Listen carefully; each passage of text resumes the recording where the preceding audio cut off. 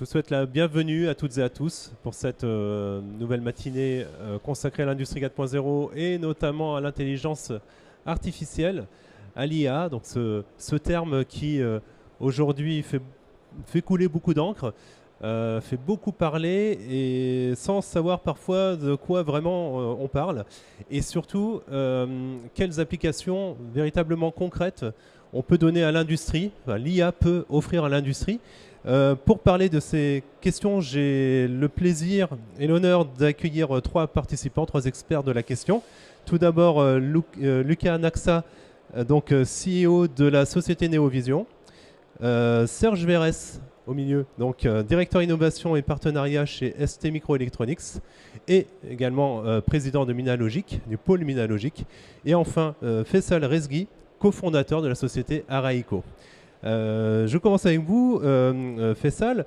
Avant d'entrer dans le vif du sujet, donc, est-ce que vous pouvez déjà nous donner, est-ce que vous avez un chiffre en tête qui illustre l'importance de l'engouement de l'IA dans l'industrie? Alors, bonjour à tous. Alors moi, oui, j'ai un chiffre à vous partager. C'est au sein d'Araïco, nous avons déjà fait plus de 100 diagnostics data IA au service des PME et ETI industriels. Et en fait, ces diagnostics, on sent l'engouement des entreprises à pouvoir identifier les opportunités que l'IA peut amener à leur marché. Mais finalement, très souvent, les dirigeants et les managers sont un peu perdus entre le gros buzz de ChatGPT, les buzz des médias, les journaux. Mais finalement, concrètement, en quoi ça peut vous aider dans votre quotidien et en quoi ça peut accélérer votre activité? Et ben, ces diagnostics data IA permettent de le faire. Et aujourd'hui, on en a fait plus de 100 à aujourd'hui dans différents secteurs d'activité, principalement l'industrie. Donc un réel engouement, en tout cas, et beaucoup de questions. Serge, également, un chiffre peut-être en tête?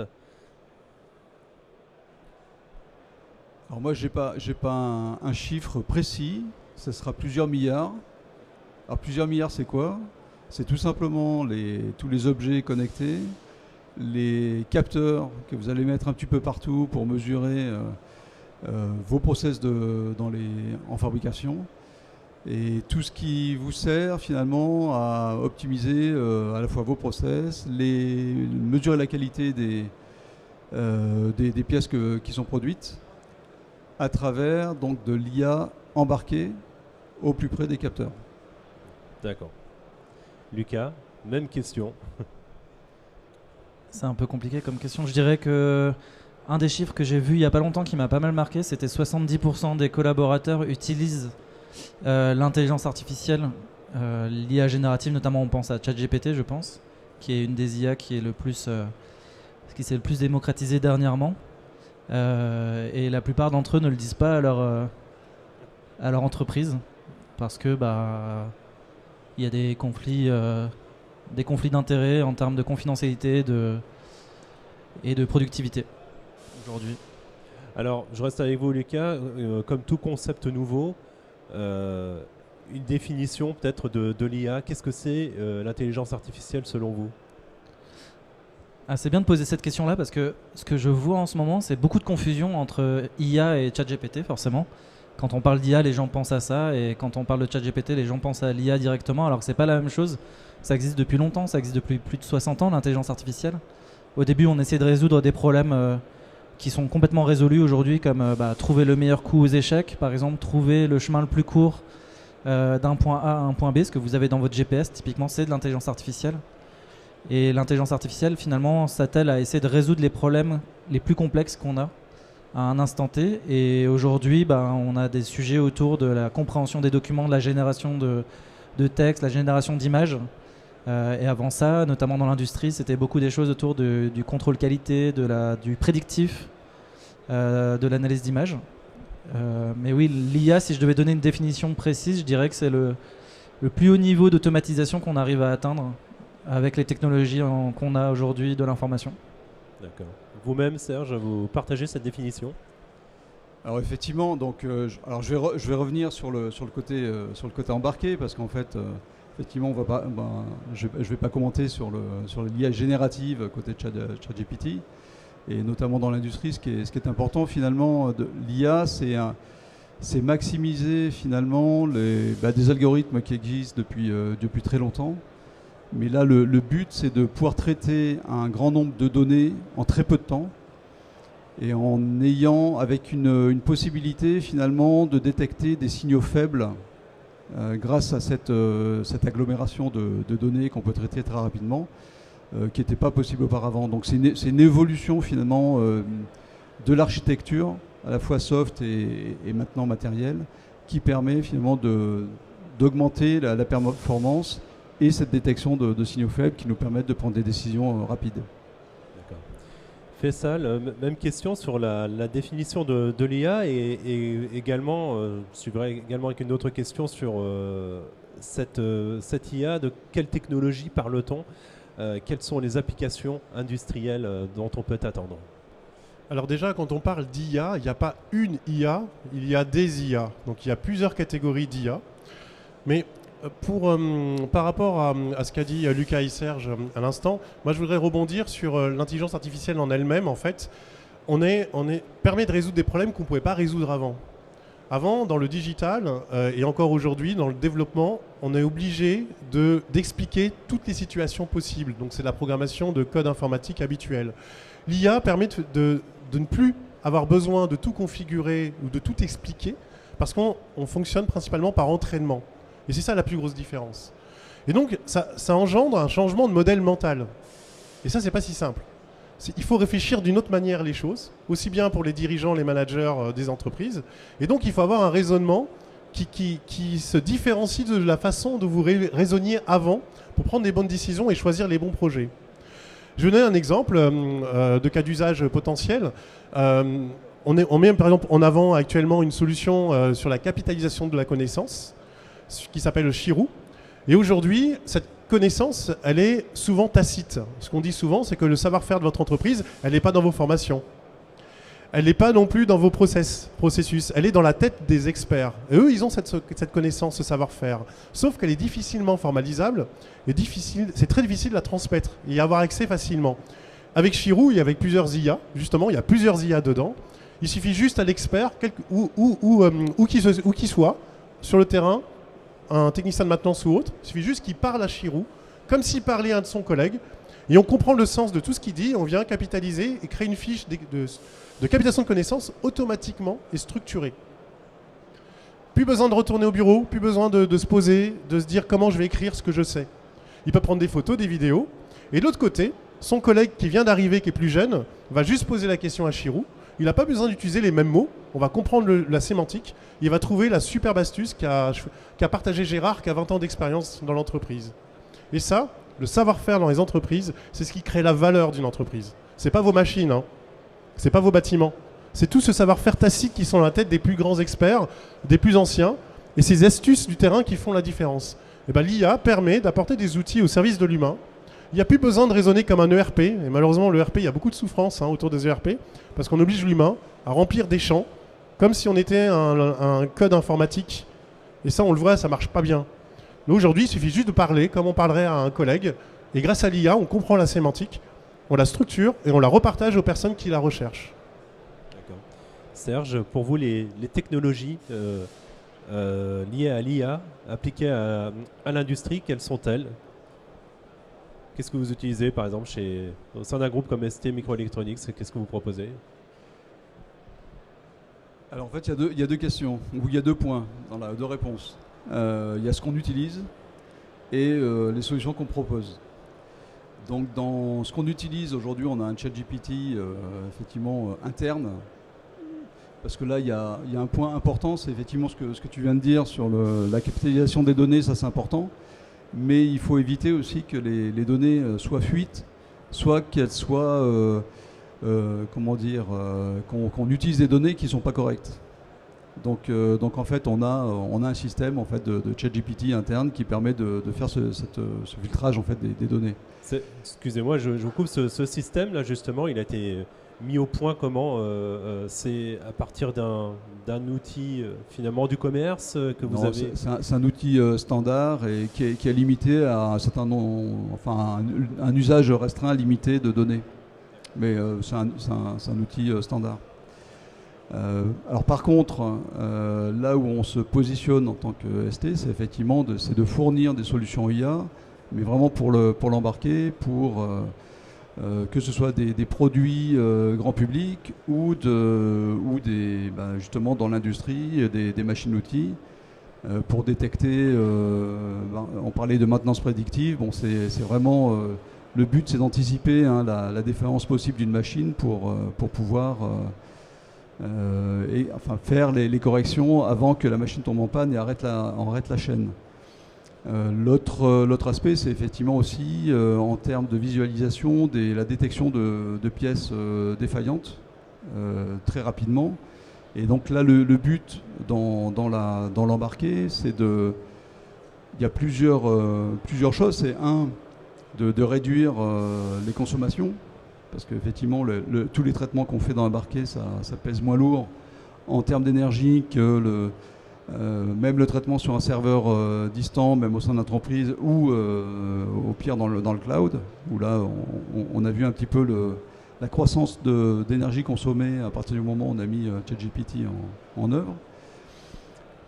Il y a aussi l'aspect protection des données, parce que finalement les données, je dirais, critiques, qui restent au niveau du microcontrôleur, elles ne sont pas diffusées ailleurs, et notamment sur les liens de communication, sur tous les bus de communication. Et l'autre aspect, c'est effectivement, on en transmet moins en termes de communication, que ce soit en filaire ou même sans fil. Donc tout ça, c'est un cercle vertueux pour permettre finalement d'être plus réactif, parce qu'il y a un temps de latence du coup qui est réduit aussi.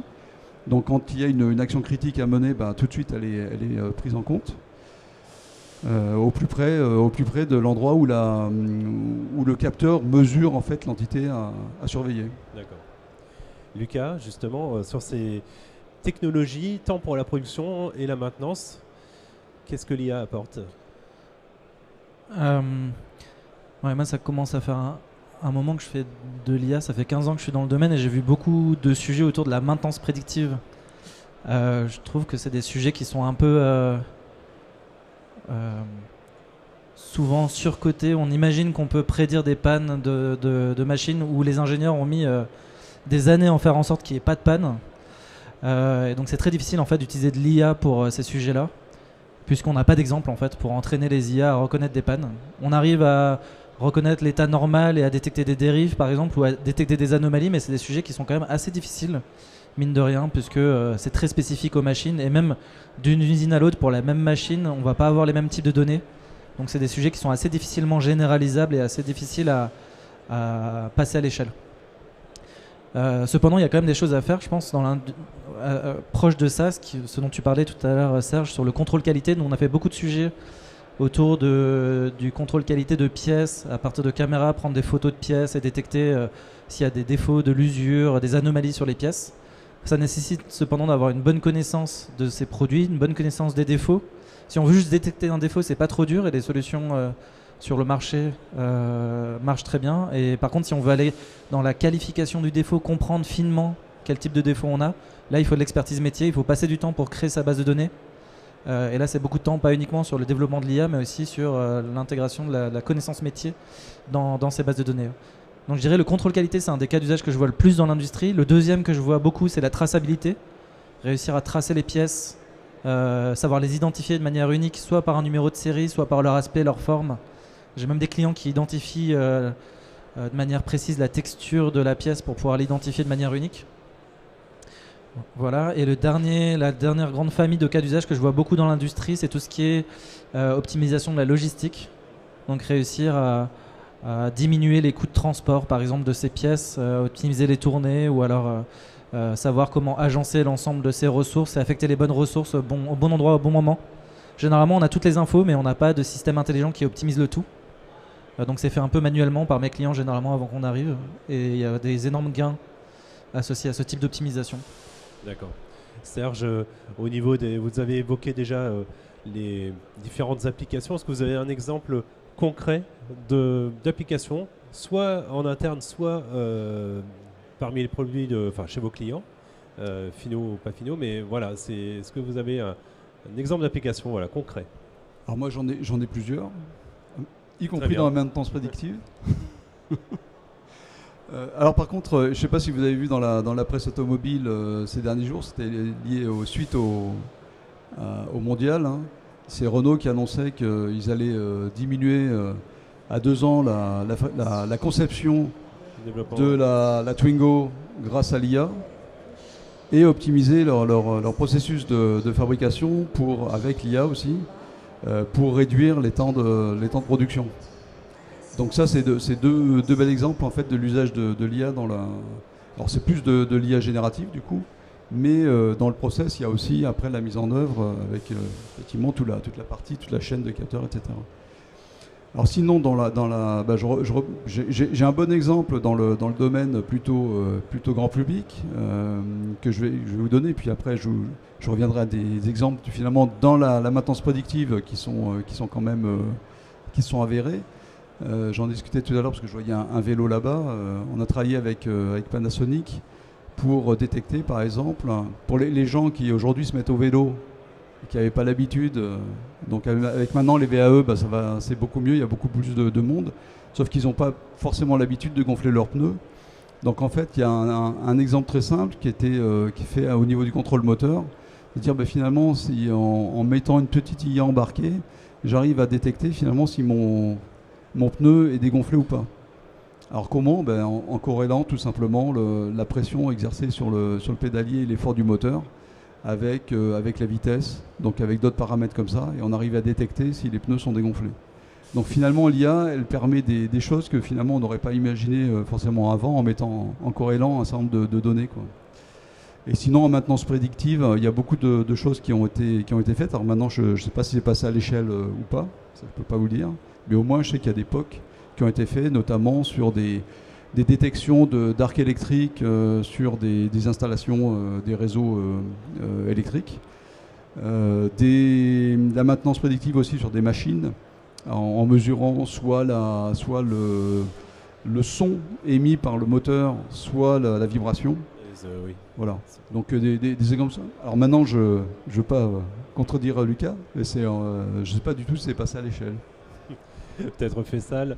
Vous avez beaucoup d'applications très diverses dans l'industrie, tant en production qu'en maintenance. Alors justement, on parle de cas d'usage. Nous, au travers de nos 5 dernières années d'expérience de déploiement de solutions IA au travers des entreprises, on a cumulé 118 cas d'usage. Donc des cas d'usage pour des directions générales, des CODIR, des COMEX, des aides qui permettent de prendre des bonnes décisions, des directions achats, des directions qualité, des directions production, des directions de bureaux d'études, de la logistique, de la maintenance. Donc en fait, ces cas d'usage, nous les avons déjà accumulés parce que finalement, aucune entreprise, je suis désolé, est unique. Vous avez les mêmes problèmes. Vous avez les mêmes problèmes en fonction de votre secteur d'activité, de votre taille d'entreprise, la culture d'entreprise. Donc on retrouve ces similarités de problèmes. Le plus important, c'est pas intégrer une IA parce qu'il en faut une. Ça reste qu'un outil. Il faut l'intégrer dans une vision stratégique d'entreprise. Où est-ce que vous en êtes ? Quelle est votre stratégie ? Quel est votre positionnement sur votre marché concurrentiel ? Quelle est votre organisation actuelle ? Quelle est votre culture d'entreprise ?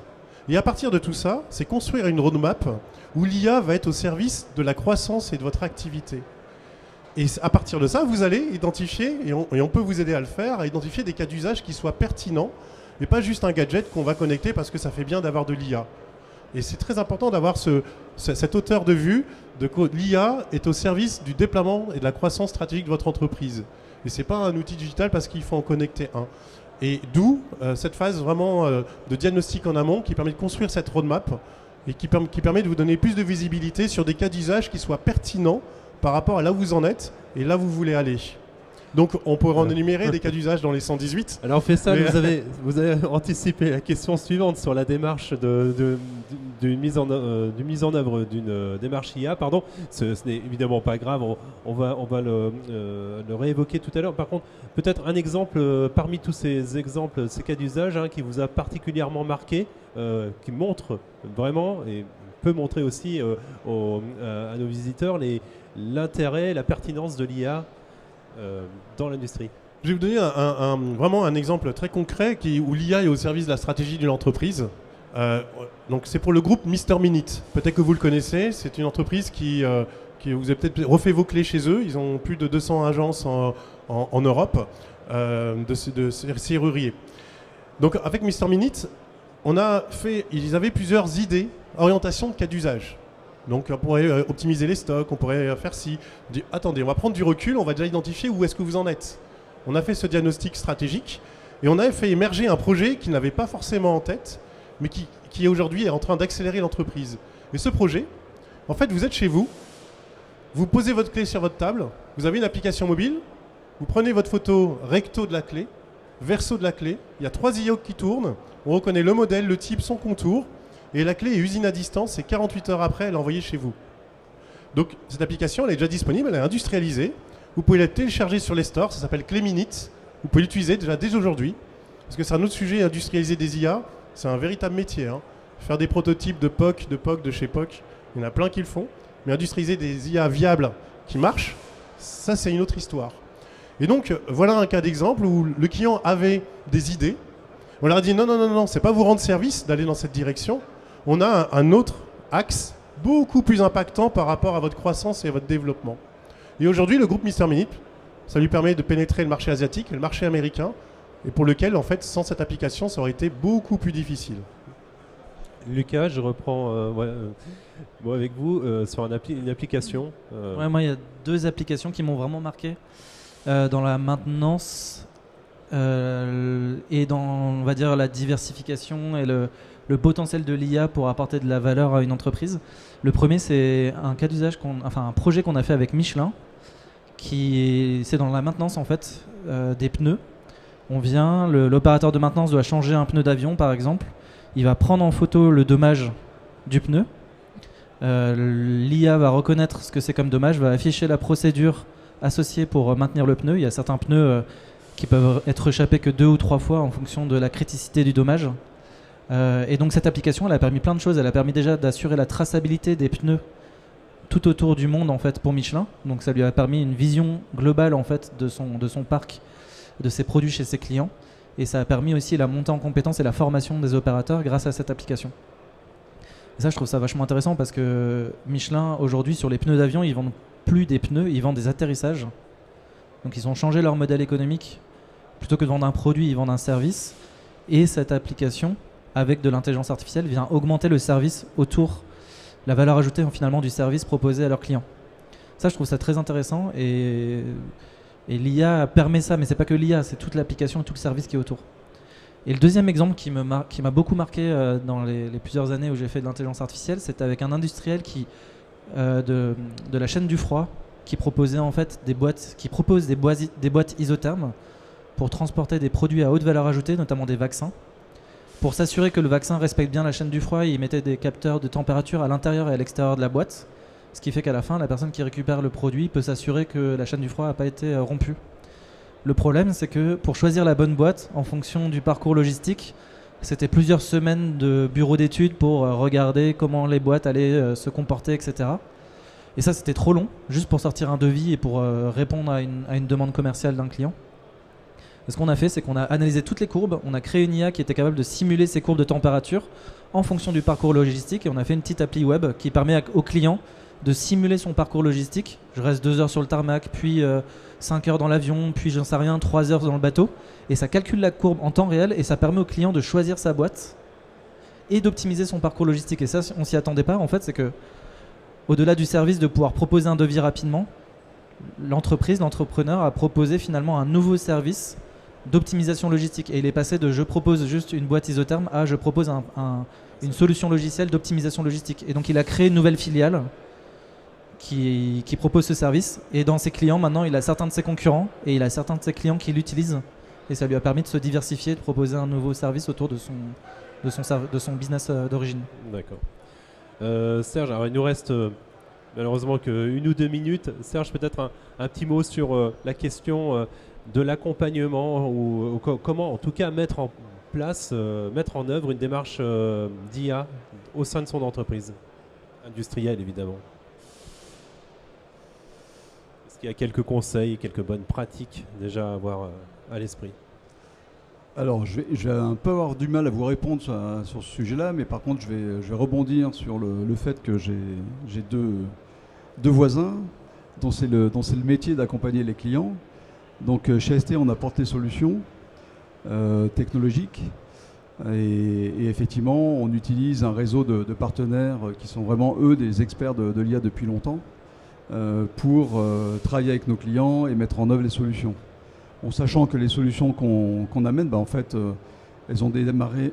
On a démarré un peu, alors un petit peu après Lucas, donc c'était il y a une douzaine d'années, pour apporter justement des solutions sur les microcontrôleurs, principalement au départ avec du software et avec un environnement de développement qui permet au départ à des spécialistes de pouvoir mettre en œuvre les solutions chez les clients.